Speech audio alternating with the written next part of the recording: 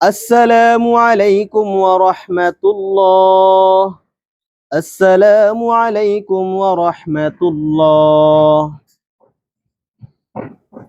এই কোথায় যাচ্ছ? নামাজ শেষ তো কি হয়েছে? নামাজের পরে কত আমল আছে তুমি জানো?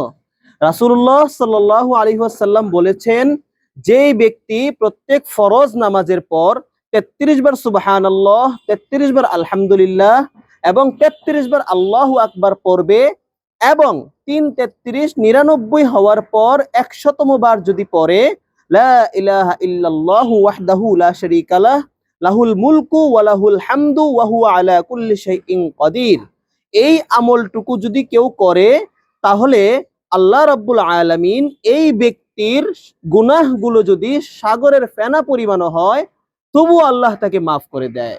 সুবহানাল্লাহ। তাহলে তুমি এই আমলগুলো করবে তো?